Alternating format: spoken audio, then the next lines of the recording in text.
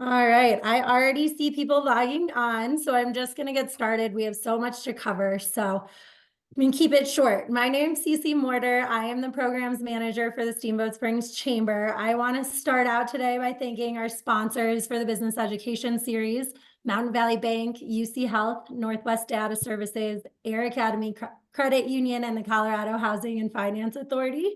A couple quick house cleaning items, and I'll put this in the chat too, but please switch your chat to everyone so that everyone can see it. And then if you have questions, I ask that you put them in the Q&A function at the bottom of your screen. We will take questions at the end of each presentation, but you can feel free to type them in as soon as you think of them so you don't forget.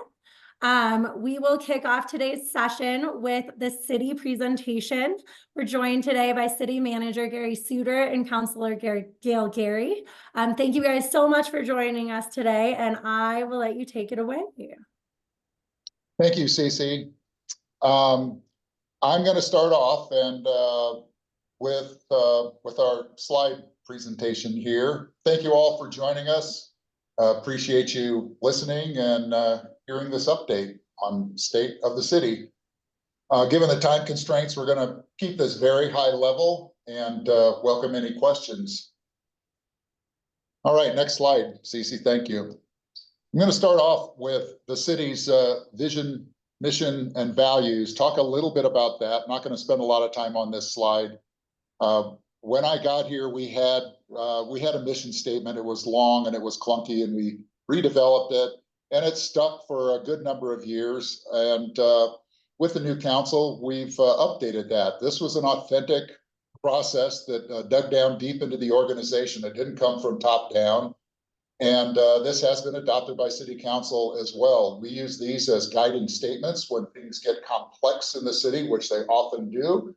And you'll note through these three statements here that there is a common theme of services. We are a service organization. We are human powered. And that's what consumes a significant part of our budget are our employees. Starting with the vision, and I'm just going to hit the highlights here. We are innovative, inclusive, and strategic. And I've always been proud of our employees, the innovation that they show at all levels of this organization. We are inclusive and make an effort with our DEI initiatives, and strategic. We have become more strategic. We've always had council goals since I arrived here in 2015, but we've become more strategic, and I'll talk about that later when I discuss the strategic plan. And again, there's services, outstanding municipal services. That's our vision for the future. It's who we are. What we do is our mission. This has been shortened, and it's easy to remember. And there's the service word again, proudly serving our community with excellence and distinction. And again, a lot of this was based upon what we heard from our employees. There's a huge amount of pride in what our employees do here. We do not have a lot of turnover. We have turnover in our seasonal employees, but we also have a strong group of returning seasonals as well. So proudly serving our community with excellence and distinction. We have embarked upon a performance excellence program for we're in our third year now. And always important to emphasize the excellence of the services that we provide. Our values, there's that word again, service. We provide service to the community, to the residents, visitors, anybody that's coming through town that lives here, or if they live out of town. A good number of our employees live out of town. Teamwork, we have each other's back, and and sacrifice. It's a part of teamwork. So it's amazing to see the teamwork that I have in this organization that I'm proud of with departments that I've been in other cities that typically fight. You know, police doesn't get along with fire, or Parks and Rec doesn't get along with Public Works. The collaboration here is amazing, and I'm proud of it. Integrity, you have to have integrity in local government. We work in a fishbowl under the microscope. People watch every move we make. If we're a bit deceitful or dishonest, we get called on it. So we have to have integrity. Without integrity, we're not successful. Well-being, we need to have well-being for all of us. So we care about our employees. We care about the citizens. For our employees, we emphasize a solid work-life balance. Respect, you have to have respect for everyone that we deal with.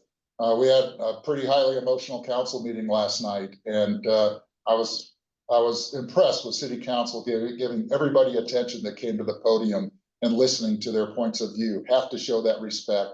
And then also, last but not least, compassion. Sometimes I got somebody that's upset at me, I have to engage that empathy emotion and say, well, what did they feel?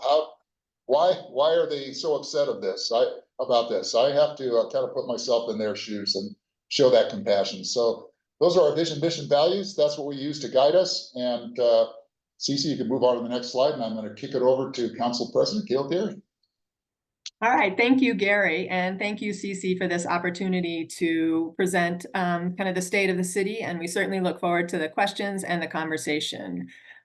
You know, with the seating of each new council, we do hold a retreat and we set our goals for the next 2 years. And this really is what highlights and outlines the focus of council as we move throughout the year. Certainly, we are, reactive as issues come up, but we want to stay focused on what our goals and our priorities are. And this is, also what populates our work sessions as well as our calendar in terms of how are we going to move forward in terms of achieving our goals.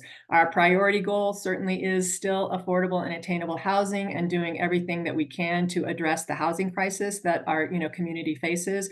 We will continue the pursuit of the Brown Ranch annexation. We will also look at policies and legislation and actions that the city council can take that will result in more workforce housing, and we'll pursue city-owned employee housing. And we're going to talk a little bit more about that in a couple of slides when we delve into housing strategies. We also have a priority goal in terms of transportation and mobility. We'll talk about the Regional Transportation Authority throughout the coming months and what we can do to pursue the formation of an RTA. We also will continue to partner with CDOT for Highway West improvements, and we'll look to enhance transportation and mobility options for our residents as well as our visitors. And doing so, we hope to prioritize bikes, pedestrian and bus options over cars. Environmental sustainability is also a goal. As I think folks know, we do have a Routt County Climate Action Plan that was adopted by Routt County and all of the municipalities within Routt County, including the city of Steamboat Springs. And we have been working to take those strategies that were set forth in the action plan and put them into actionable implementation steps. And from a city perspective, that means operationalizing the climate action plan in all of the decisions as well as the actions as we move forward. Also, we stay focused on ongoing efforts. So we've got our priority goals, but we know that there are other things that we want to stay focused on. Supporting the city's historic preservation and educational efforts through policy is something that we stay focused on, as well as continuing to partner and support our cultural arts organizations. Fiscal sustainability is something that we continue to talk about. We will look at identifying additional revenue sources so that we can diversify our revenue base, and we'll also take a look at linking services with their funding sources. Parks and recreation and our natural environment is something that sets Steamboat apart from a lot of different communities. So making sure that we have the ability to meet our current and future demands of the community is something that remains a focus area for City Council as well. Providing equitable access to city services through continued DEI efforts and policy decisions stays an area of focus, as does childcare. We all know that we have kind of immediate needs for childcare, so we'll do what we can to facilitate the provision of more childcare opportunities. All right, and with that, we can move on to the next slide. Great, thank you, Gail. I never get tired of that picture of Fish Creek Falls, and so recognizable. We make an effort to align all of these things, our vision, mission, values, the council goals. Council has been great about setting goals every year, and that really helps guide staff in terms of what our priorities are as well. I talked about our strategic plan earlier. We embarked upon a 2-year process for our strategic plan. And the process behind that, we took a couple of years. We gathered all the input that we could from multiple sources, including our community survey, which is going to be coming out soon. Keep an eye out for that. We analyzed all that information, took a period of time to look at all the data. We developed our strategy and a detailed plan. We had to, anytime you're doing a strategic plan, you need to resource it. We wanted to make sure it wasn't all pie in the sky and unaffordable. And then evaluate the process, implement, circle around with that feedback, see how we're doing. The purpose of the plan, this is short and midterm objectives, and it really kind of aligns with the election cycle. City councils generally get elected for 2 years and 4 years, and that's not a lot of time to accomplish these high-level objectives. So this is a short and mid-range plan, and the overall goal is to influence our budgeting process. And the outcomes, as we talked about, is to achieve the city's mission, vision, values, and have all of these plans align. These outcome areas, we narrowed it down to 6 outcome areas: community livability and economic health. I'm not going to read all the sub-bullets there, but we're talking about a high-quality built environment, affordability and housing, healthy, resilient, sustainable economy. So that's a broad strategy. Going across to culture and recreation, maximize access to diverse cultural and recreational amenities, and also preserve and honor our history and heritage. That was one of the sub-goals of City Council, to make sure that we always recognize our history and heritage and preserve that. Environmental health, again, Gail mentioned the Climate Action Plan to protect, promote, enhance a healthy, sustainable environment. High-performing government. We want to continue to be efficient, innovative, transparent, effective, and collaborative with other governments and all of our partners with whom we collaborate.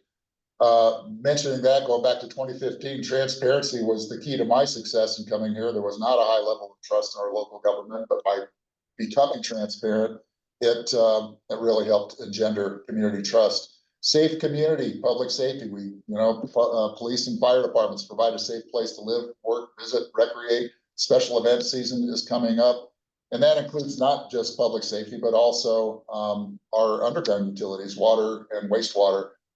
Transportation and mobility. We want to be able to move people and goods safely and effectively, provide accessibility, and then we're also looking at more multimodal transportation options, particularly as we look at the commuter trail west out of town.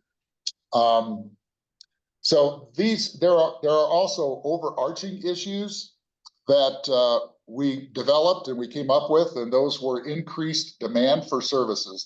Those increased demands for services really accelerated through the pandemic. Population growth has been something that we're paying attention to, as well as the changing demographics that we're all witnessing. So that's a little bit. I do want to say, with each of these strategic plan outcome areas, each of these 6, there are multiple strategic objectives. For example, under community livability and economic health, we have a subtitle of affordable workforce housing, and in there we talk about Brown Ranch. We talk about legislation and policies that President Gary had talked about earlier as one of the council goals. So those strategic objectives, they're all numbered: 1.1, 1.2, long-range planning, 1.5, 1.6, 1.7, and then those all flow into our annual budget process. So every budget page that we develop, or every budget program, should tie into one of those strategic objectives. So you can start to see how all of these align, from our vision, mission, values, to the council goals, down to the strategic plan. And we've got all these in place now, and now we're actually undertaking our initial process to look at our strategic plan 2.0 and start to evaluate what we did and tweak this. These are all living documents, and they're really helping us become a more effective and efficient government. Next slide, please, Cece. All right. The housing, certainly, and housing initiative, certainly top of mind for everyone in this community, and certainly, no doubt, everyone on this call is acutely aware of the needs of this community. And while, the attention of this kind of city and staff has been, I think primarily focused on the annexation of the land for Brown Ranch, council and staff have, though, continued to evaluate other short-term options that can be used, as I say, on a short-term basis to start to address some of the needs of the community.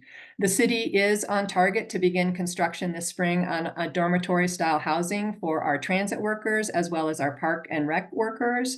We also have an opportunity with the U.S. Forest Service. There's a parcel of land on Hilltop, and through a federal program, there's an opportunity for the city to partner with the Forest Service to pursue, affordable and workforce housing on that site. The federal government does move slow, and we're learning that. So we'll, keep our fingers crossed that moves forward on a little more expedited basis. The city also received a grant from the Colorado Department of Local Affairs, and we have been working to develop a housing strategies opportunity strategic plan, and that really will provide a framework for coordinated action, as well as investment and kind of monitoring what we're doing, as well as evaluation of different types of housing strategies. The housing strategies plan was developed with Brown Ranch as a key component to meeting the midterm and long-term community needs, but it's also identified a 2-year action plan to really address the near-term needs that we have. I think it's worth kind of underscoring that the plan also does point out the acute short-term need for 1,400 units, about half of which are units that are going to be needed for households with an average median income of about 60%. About 7% of the existing units that we have today serve year-round residents, and they have some sort of affordable restriction. We today have about 413 units that have some type of income or employment qualification. So when we look at some of the different strategies that the strategic plan sets forth and that we will be considering on a kind of going forward basis, one of them top of mind is inclusionary zoning, as well as linkage fees. And that's basically incentivizing and or mandating affordable housing with any sort of new development. And again, this can be done via dedicated units or a fee in lieu of the dedicated units. Incentivizing short-term rental to long-term rental is another kind of pilot program that's being suggested. We'd look at it for a 2-year period, basically monitor the costs as well as the benefits, and did something like this achieve the outcomes that we thought it would. And this is something that the short-term rental tax fees could be used for. Again, given nearly half of the Steamboat Springs housing stock is used for seasonal housing or vacant second homes, this is, a quick way to potentially make new rental units available. Accessory dwelling units. Certainly the city currently allows for ADUs, but it can be a daunting process. So I think there are ways that the city can make it easier and less expensive for anyone that's interested in looking at adding an ADU to their property. We can do this by creating a homeowner toolkit, as well as resources, plans that could, potentially be used, as well as, again, potentially using STR funds as incentives to encourage the development of more ADUs. We can also look at allocating funds to alleviate kind of short-term needs. So to the extent that there's the potential to create an emergency housing assistance fund, basically to supplement the funds that are out there so that people who are, in their homes during some sort of short-term crisis can stay in their homes. So again, these are just a few of the strategies that we are considering. I would definitely encourage everyone to tune into our work session next Tuesday night. We'll be meeting with the consultant and hearing kind of more information and continuing the conversation on the various different options that are available to us, and kind of talking about how we want to move forward. So you can learn more about kind of what's being considered. And we will also be talking about Brown Ranch and putting together a framework and a process for moving forward and finding a pathway forward to make sure that we're getting all of the input that we need to look at something that will work for this community. So with that, I don't know, CC, do we want to take some questions now or do we want to hold them till the end? I think we can take questions for the city now. We have a little bit of time. So if you guys have a question, go in and type it in. We'll get started with the county. We'll give people a couple minutes. Perfect.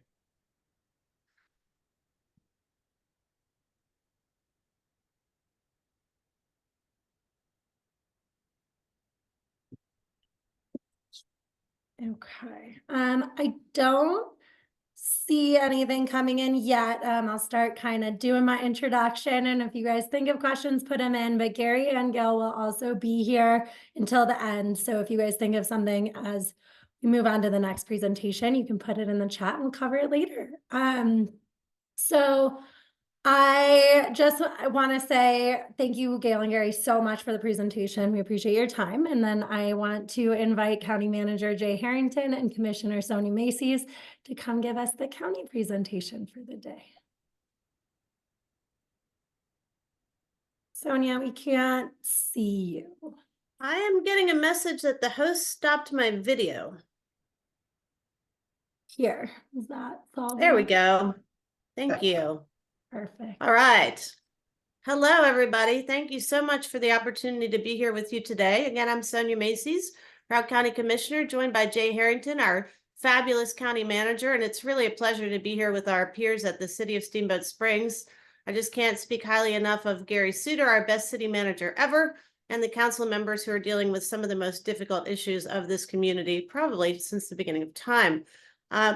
But with that, I'm going to go ahead and share my screen. Jay and I have a couple of topics to cover for you today. There's a lot going on in the county.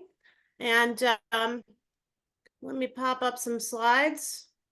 We've called this the state of the county. And one thing I can tell you is the state of the county is quite good. We have a really quality county manager and also county staff. And then, you know, your county commissioners are doing the best we can.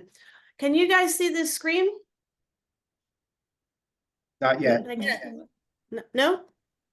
Not yet, no. Okay. Let me get back in here.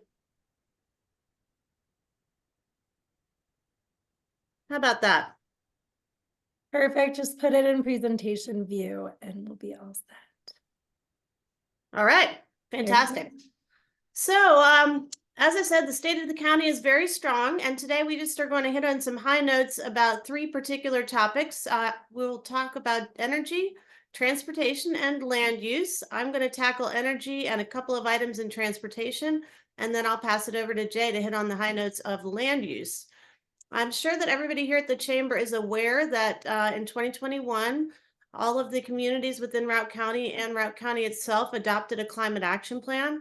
And really key to that climate action plan are some high-level recommendations in energy and in transportation that I'm going to be covering today. The first of them is, you know, when we look at what's been going on since about 2022, your local governments have been really trying to analyze how to help save costs and also fulfill climate action objectives using locally generated renewable energy. So, you know, we started to see things coming together. The county is replacing 2 wastewater treatment plants in Milner and Phippsburg. The city's up. We've got the Hayden Business Center coming online. And what we were realizing is that everybody was kind of looking at the same thing. But maybe if we pooled our assets together and worked together on these projects, we could then do something bigger and better. So Routt County set a goal of producing 100% renewable energy by 2025. And the City of Steamboat Springs, town of Hayden, and Mount Werner Water have joined on that effort. One of the things that I want to point out to you is that we are in an unprecedented time for federal funding for these types of projects. The Inflation Reduction Act has made the largest investment in climate action in history. And for the first time ever, local governments are eligible to receive the same kind of credit that taxpayers received for solar energy generation. So basically, that's a 30% immediate discount on large-scale renewable energy. But then you can add on the fact that we are a coal-impacted community, or an energy community, as the federal government calls it. And so now, all of a sudden, these prices go down by 40%. So it's 30% automatic, 10% add-on. So we really started to get serious about getting forward on renewable energy generation at the local level. Just to point out in our emissions, what we've seen in our climate action plan is that 37% of the emissions come from electric generation. And so, you know, converting to renewable sources really is awesome for the climate action. We were awarded a technical assistance grant opportunity through the Department of Energy called C2C, Clean Energy to Communities. And we're almost finished that process where we have developed a couple of projects that will offset 100% of the energy that Broward County uses for local operations, and pretty close to 100% for the city, town of Hayden, and Mount Warner. So we're really excited about the partnership. And also, we are really happy to be working with the local utility in their goal to generate additional renewable energy. I'm sure everybody is aware that they parted company with Xcel. And with Xcel, they had limited capacity to generate renewable energy. Since signing on with Guzman Energy as their power provider, they have more opportunity, and we want to be there to help with that. So it's an exciting time for energy, probably more exciting for transportation, though, to be honest with you. Gail mentioned the Regional Transportation Authority. You can see on the side of this slide all of the partners who have been working together on the Regional Transportation Authority for some time. And just to kind of frame up what we're talking about here with transportation, I'm going to cover two things. One is the Regional Transportation Authority, and the other is Mountain Rail. And I just wanted to point out that these two projects really are two separate and distinct projects, but they're very complementary. When you think about a transportation authority, a regional transportation authority, many of the same assets that would need to be developed for increased bus use or increased commuter carpooling, think about park and rides, nodes and hubs, last mile places where people can gather and take some form of transit, get to the next place. Many of the same things that are needed for a regional transportation authority also could serve for a rail project. So when people ask me about, you know, what's the deal with these two, I sort of frame it from the perspective that the Regional Transportation Authority is more of a near-term solution, and the rail project is really a much longer term, but very realistic opportunity. I put this slide up here just to point out to you folks how long we've been talking about transportation. And some of you on the call, I know this because you've been a part of these various and different task forces. But it wasn't really until about 2020 that there was an innovative task force established to start looking at how can we get our heads around a sustainable opportunity to fund transportation solutions. So hopefully you have been dialed into the fact that we have had a couple of years worth of study on what is a regional transportation authority, what does it look like for this community, what are the transportation things that the public is interested in, how would people like us to fund something like a regional transportation authority, and then, of course, where we're at now, which is what next? And we'll get to that. I wanted to just mention some of the things that we saw through the study as far as the outcomes of the public outreach, which is pretty extensive. I think we're all aware that transportation is on people's minds in a very big way. And congestion and length of traffic times is getting very frustrating for the community. So we see opportunities for growth with the transit service in the summer. The airport, the Yamp Valley Regional Airport, which Jay will touch on in a little bit, has grown quite a bit. And that is a place where we could see more transit-oriented priorities. Highway 40, as we know, has its own challenges. And, you know, one of the projects that we were looking at through this was something brought from the grassroots up, the communities of Heritage Park and Steamboat 2, really coming together to identify issues and concerns with safety at their intersection. So, you know, we think about safety priorities and traffic priorities. Highway 40 could use some improvement. And that's, I think, a really good example of the types of things we're hearing from the community that they want to see included should we move forward on an RTA. Craig, if you're not aware, we have 2,700 people driving every day from Craig to Steamboat Springs to work. And, you know, personally, I just think that's just a difficult thing to take, that they do not have better transportation options. The city, of course, has been fantastic about providing that bus service, but it's really not sufficient at this point to meet the needs.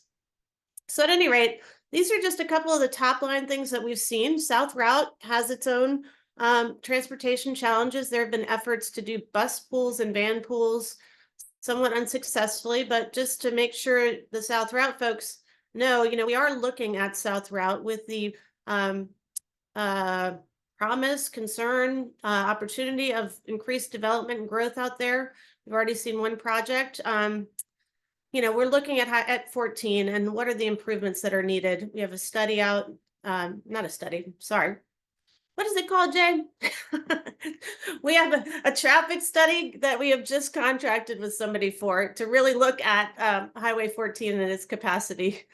So anyway, moving along with that, I won't go into the great detail of this slide, but I just wanted to let you know throughout the RTA study, everything was evaluated in terms of, what are the different things that we need to look at, the ridership potential, is this for transit? Who would benefit from this? What are the needs? What are the costs? And these are the types of things that have been looked at by your local governments for about a year and a half's time to come to a conclusion that it's probable that we actually could have a successful regional transportation authority with some pretty well thought out projects that have been scored and so on by the advisory committee. So I think everybody in the room knows that we want to see that Yampa River Core Trail developed out. The city has taken the lead on that. The county has put in some funding and we continue to look at that. Roadway improvements, I mentioned the Highway 40. I think that's just a good example. There may be others out there that would be priority projects. And then bus stops, regional transit, and so on. So basically where we're at with this is that, we've all sort of looked at this and discussed it as local governments. If we were to move forward, essentially what we would be doing is saying, okay, these are the projects in the near term. This is what might happen in the future. We would have to take this to the voters. That's a requirement. And we would have to look at what are the boundaries. So do we serve all of Routt and Moffett? Do we serve Routt and Craig? These are the conversations that we need to be having.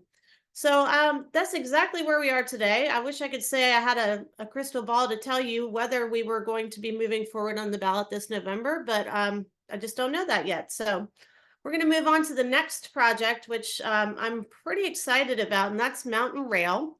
And, one of the first things that we talk about with Mountain Rail in this community anyway, and also in Moffett is why now?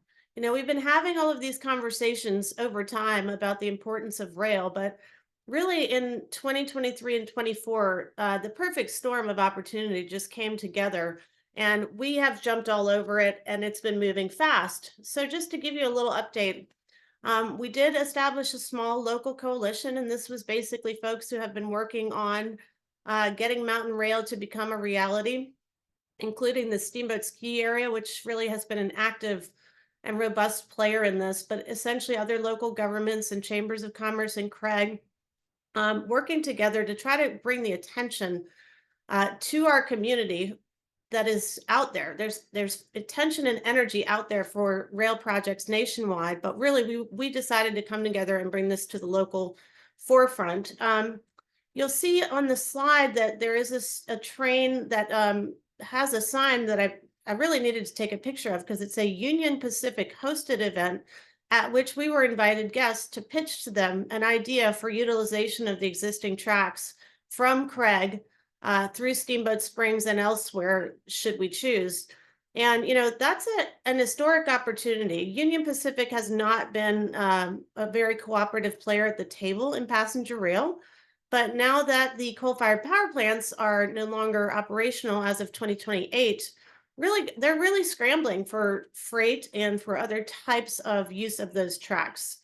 So our group, working with Senator Roberts and Representative Lukens, were successful in lobbying the Transportation Commission to do a service development plan.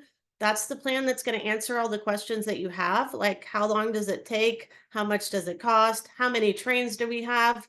CDOT is hiring a project manager, and that is currently underway, and they're already working on things like what kind of rolling stock can we use? And frankly, I've heard everything from old school diesel engines to hydrogen fuel cell. And so the range is broad, and we will not know until we know. I wanted to make sure to point out in the bottom slide that, we were successful in getting the attention of the governor. And as many of you know, when Governor Polis gets involved, things tend to move a lot more quickly. So many of us are sort of buckled up and just trying to do the best we can to keep this momentum going on Mountain Rail.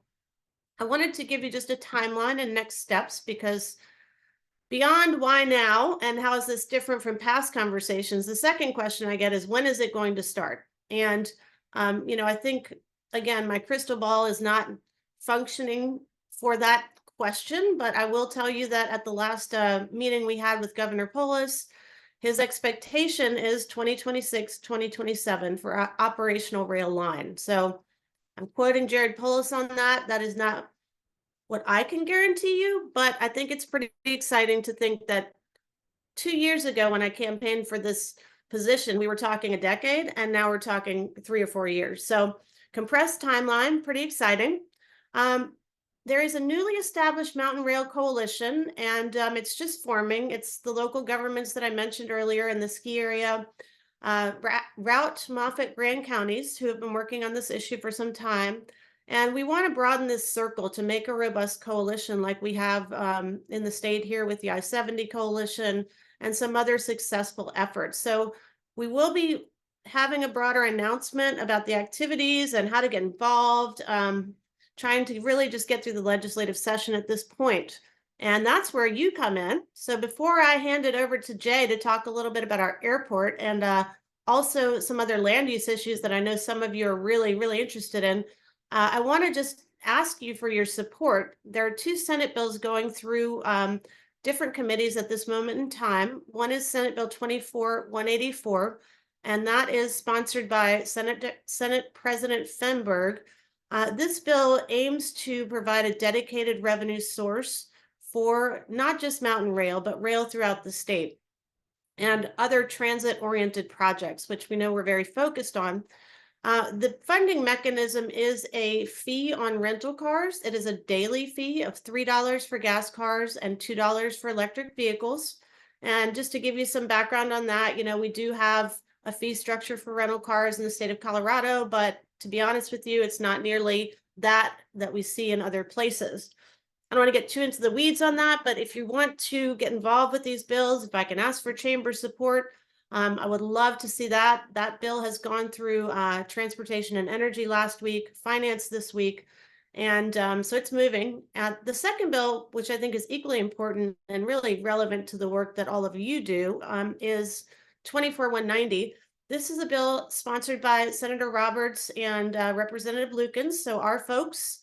And really what they're trying to accomplish here is to create incentives for businesses to locate in coal-impacted communities and to use the rail line as a freight resource.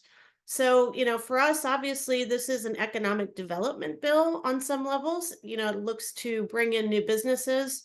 I also see it as an opportunity for other local businesses. There's been conversation about whether the housing industry would benefit from freight traffic on our existing rail lines. We know that it's difficult to get products, sometimes even just for our grocery store when the roads are closed. So there are a lot of opportunities for freight movement. And to be honest, what freight movement does is it really subsidizes passenger rail. Passenger rail historically has not paid for itself, and it is subsidized just like our local highways, just like our highways nationwide and elsewhere. But the movement of freight is more of a revenue generator for Union Pacific than the movement of passengers. So when we look at a freight and passenger complementary arrangement, this becomes something that's really promising for our local economy, for our local businesses. And so just to conclude on the rail question, I think the other piece of the perfect storm that is important to recognize is that just the sheer amount of money that the federal government is investing in rail infrastructure nationwide. And, we can argue all day long about whether or not the federal government should be making these types of investments, but I think we can all agree that if they're going to be making these investments, we want that money to come to Colorado. So when you look at the Mountain Rail project bundled with the Front Range Passenger Rail, which is in a much more advanced state, these types of things make us take a more comprehensive approach to our transportation planning that position us very well to be the recipient of these types of federal funds. So I'm super excited about it. And there's so much more going on at the county, but I'm going to turn it over to Jay to talk to you a little bit about the Yampa Valley Regional Airport. I know Kevin's been a key player here at the chamber. So Jay will hit you with a couple high points and then take land use. Great, thanks, Sonia, and thanks for having us. A couple things to hit on the airport. We were just wrapping up a very busy flight season. We didn't necessarily have more flights this year, but we had bigger planes. We were looking in 2024 of having right now projected 477,000 passengers through our little airport, up from 431,000 last year. So another like close to 10% growth factor from what we saw last year. So that's continuing to cause some challenges in a congested terminal.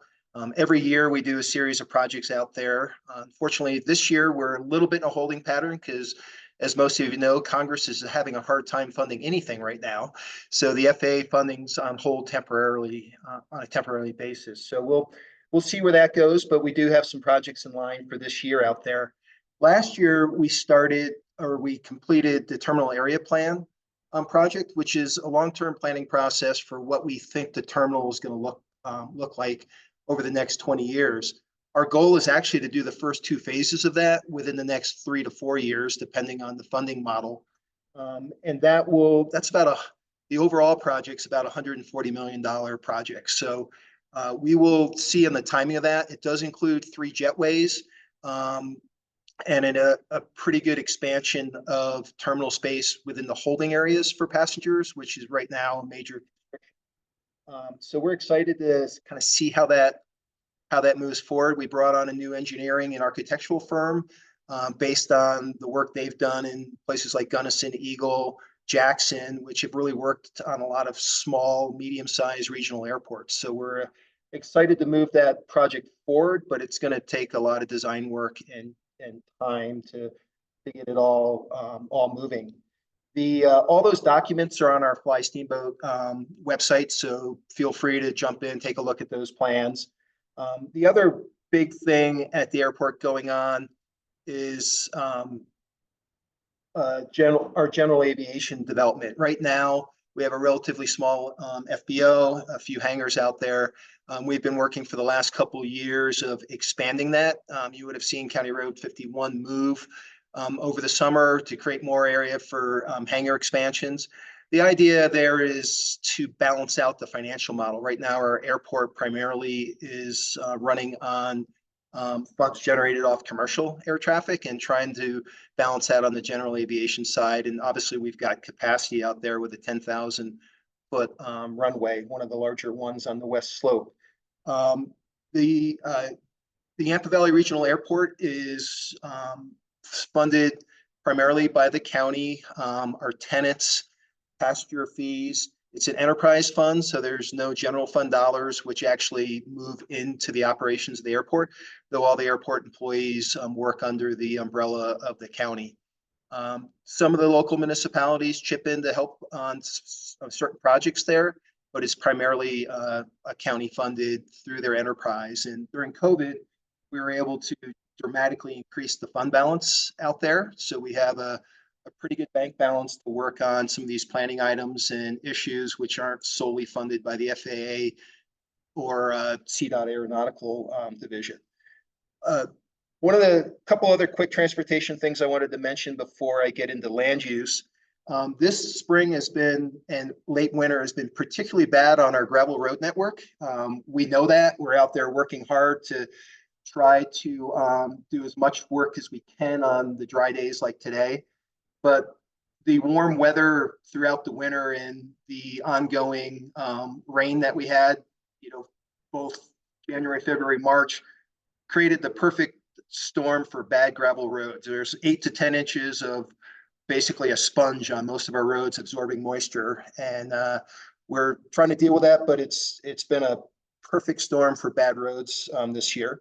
The other thing I wanted to mention is the county commissioners went through a very robust public outreach process and has recently updated our special event process for issuing permits for use of our county roads. We continue to hear, and the commissioners in particular continue to get feedback on what's the breaking point on outdoor recreation on both our road network and on some of our public lands. So that's something the commissioners are acutely aware of and something that we'll be balancing through our permitting process for our special events. On land use, the county in 2022 finished up and adopted a new master plan. That was done with county funding and DOLA, Department of Local Affairs funding.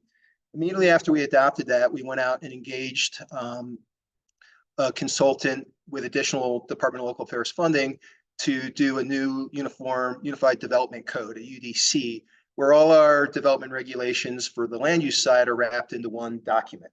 There's been quite a bit of public outreach on that process, and there's still additional time to participate in it. We have public hearings coming up, or public meetings, both on April 18th and April 25th with the Planning Commission and County Commissioners. Those are going to be in the courthouse at 4 p.m.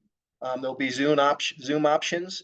And then on May 18th, there's a scheduled adoption or consideration of adoption for the Planning Commission. And then on May 21st, we're tentatively scheduled to have it in front of the County Commissioners. Couple things I wanted to mention on that is the only item within our new code which has officially been adopted is the renewable energy standards. We did that because there were some discussions with the solar industry about some large projects potentially in West Route, and we wanted to make sure we had the regs put in place which could deal with those in an appropriate manner. So those are the only ones which are officially adopted. There are no other final decisions made, so there's been a lot of engagement on issues such as oil and gas regulations, and house size limitation has gotten quite a bit of attention in the community. Now, there has been some misinformation out there. The house size limitation as it's proposed or for discussion in the code is 7,500 square feet, and that is habitable space, not including garages, mechanical rooms and the such. So that's still under discussion. There hasn't been any decisions made yet on how that applies or will that apply to existing projects. So the commissioners and planning commission expect quite a bit of discussion on this in those public meetings. Feel free to submit comments on it still. Some of the polling has been completed, but if you go to our planning website, there's some links to both the master plan and then some links to all of our public outreach and what we've heard to date on this project. So there's still time to engage on it, but there's some major decision-making points for the both the planning commission, which actually in this case makes a recommendation, and the county commissioners who will be adopting it. There's been some coverage on this in both the the Bugle and the Pilot, but go to if you're interested in this, go to Navigate Your Route and provide feedback and get kind of the facts of what's being discussed right now. Everything's following what came out of the master plan and what the county heard through the master plan process. Things like house size limitation and outdoor recreation issues. Those are all outcomes of the master plan and what the county heard during some extensive public outreach. Also, just real quick, wanted to hit on Stagecoach. Obviously, there's been a lot of press on pending projects out in Stagecoach. So just a quick summary. I know the Stagecoach Mountain Ranch has gotten some coverage in the press. There is no active application for that right now. There's some existing approvals which would apply to the ski area in terms of lifts, and there's some, they can do some 35-acre lots. I think there's about 80 which would fit within the footprint of their property.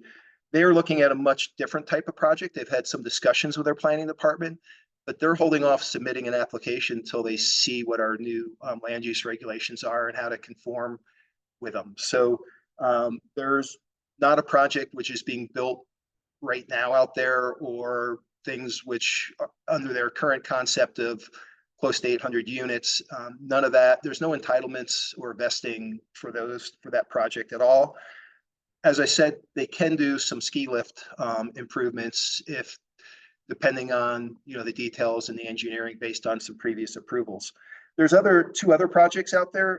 Tailwaters is a 90-acre development with 200 residents. That's been through sketch plan, but not preliminary. They recently submitted, and we're looking at it in conformance with their sketch plan approval. Landoulet is another project which was approved for 41 units back in 2022. They've come back to try to increase that density, and planning's looking at what that looks like and what planning process that'll need to go through. So there's no homes ready to come out of the ground outside of the existing platted lots out in Stagecoach. And as Sonia mentioned, we are looking at doing a traffic study on 14 so that we can take a look on our own side of current traffic counts and capacities and level of services, levels of service versus what's being proposed out there on some of these large projects. We hope to start that within a week or two. Our goal is to be able to catch some of the traffic counts out there prior to the ski area closing on the 21st. The other thing just to mention is we've continued to get some feedback on issues on the Heritage Park Stagecoach 2 intersection. And we're hoping to roll that into our traffic study that we'll be doing out on 14 and using the same consultant on that, so we can just check to see how that fits within existing CDOT warrant requirements, and what that could look like moving forward, and then the potential to apply for some federal grant money this summer for design work on that, depending on the traffic studies. So that's all I have real quick. I know we want to leave some time for questions. So thanks for having us, and feel free to call Sonia or I or any of the commissioners anytime if you have questions on any of these specific projects. Thanks. I will give everybody some time to put some questions in either the chat or the Q&A. As we're waiting for those to come in, want to let everybody know that, as it has been mentioned, there are public meetings for both the city and the county that you can join. It's a great way to stay updated and then also give your feedback. So I'm putting those links in the chat right now. I will go back to the questions that have already been asked. So for Gail and Gary, please explain the city's next move since the annexation of Brown Ranch was voted down. All right, I'll start out and then Gary can add anything that he needs to. We heard from the community last week that the plan that was on the table for the development of Brown Ranch was not supported by the community. I think we have also heard consistently that even though there wasn't support for the annexation plan or the development plan as it stands, that there is, absolute support for moving forward on affordable and attainable housing and doing, what we can to address our needs. In terms of next steps, we will be having, as I mentioned, a work session next week. And the plan there is to, at this point, we're not starting over, we're not going back to square one, but we are pausing. And so next week, what we'll do is regroup and talk about what does that vote actually mean in terms of how we move forward, and kind of delve into how does that impact the short-term rental tax and the dedication of the 75% that was, supported during the last election cycle. There have been numerous grants that have been submitted. There have been grants that have been granted that have ties to the development of affordable and attainable housing on the West End. So we need to understand what that means in terms of the either moving forward with the grants, the likelihood of being given, being granted those funds, and what kind of timelines are associated with those, potential granting of monies. So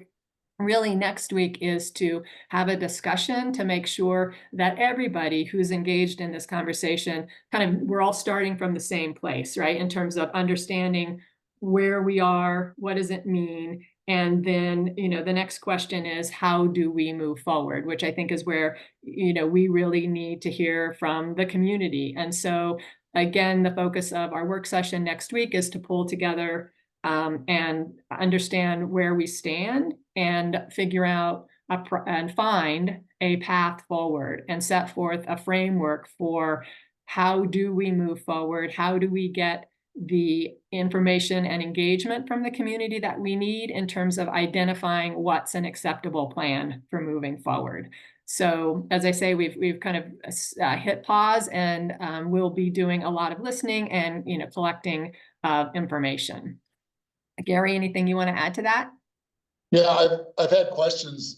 What's the city going to do next? And I have to remind them. I said, well, the city's not the property owner. The Yampa Valley Housing Authority is the property owner, and they're the ones that need to petition the city for annexation. So,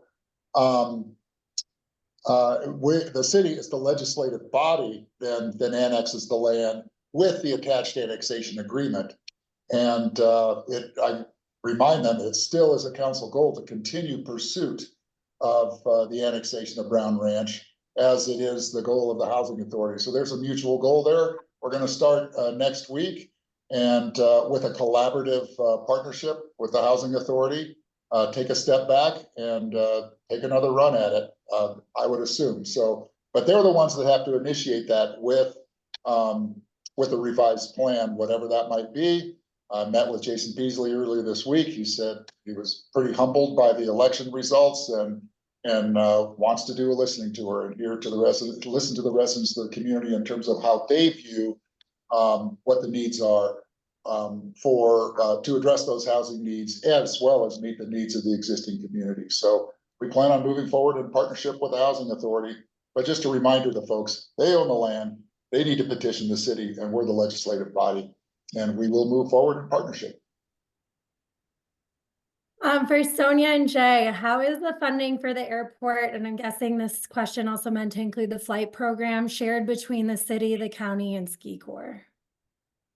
So the airport operates as an enterprise, so there's no real external funding come in for its operations.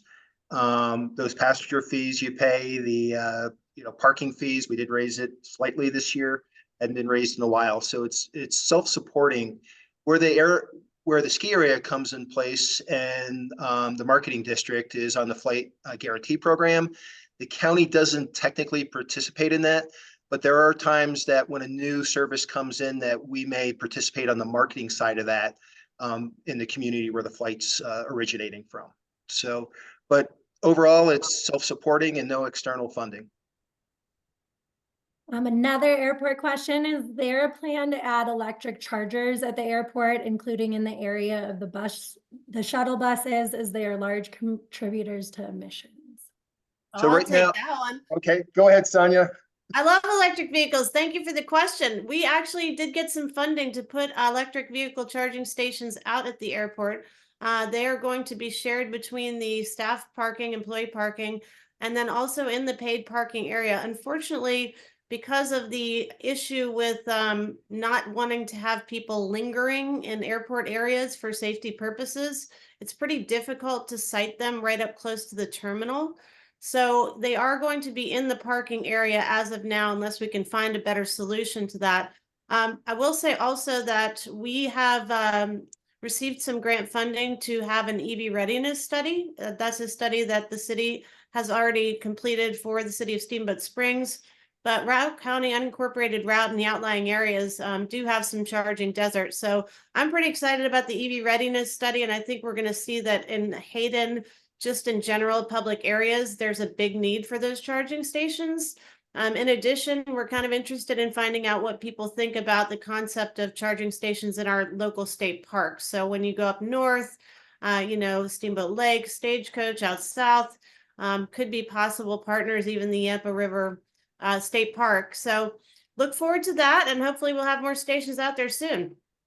Yeah, and I would just add the current model is that the rental car companies would provide charging stations for their fleets. But that's something that there'll be some ongoing discussions on. And the only level 3 charger in the county is in Yampa. So if you need a quick charge, Yampa's the place to go. Wait a minute, Anglers also. Okay, correct. Anglers has 2, but sometimes one works and sometimes it doesn't. And then one more for the city. Can you go into more detail on the long-term rental incentives the city is considering? Certainly. I think one of the things that we're looking at is something that's been adopted by some of the neighboring communities. And this really is looking at potentially converting short-term rentals to long-term rentals. And the idea would be to do this on a short-term basis and use some of the short-term rental funds to incentivize that conversion. And then, additionally, just really monitor it to figure out, does this give us the benefits that we need? How many of the owners are interested in, doing this, and how many workforce can we actually house? So that is kind of high level, and we'll be talking in more depth about that next week. Yeah, basically would be a cash incentive, and I think Winter Park, Breckenridge have done that. You could spend anywhere from hundreds of thousands of dollars to millions of dollars, but as Gail said, it's a short-term fix with some immediate results and immediate impacts. But it's kind of evaporation money too. It's something that you can spend on and create an impact, but it's not really something you can sustain for the long term. I'll add that. All right, that looks like the end of our questions. Thank you so much, Jay, Sonia, Gail, Gary, for all of the work that you do and for doing this session for us. It's quickly becoming a member favorite, so hopefully we'll keep it up year after year. For the group, I'll be sending out this recording this afternoon along with some of the links that you've seen in the chat and that we've talked about. If you have additional questions that come up, please don't hesitate to send them to me and I can facilitate getting them answered. And then, yeah, I hope everyone has a wonderful day and rest of the week. Thank you all so much. Bye. Thanks. Thank you.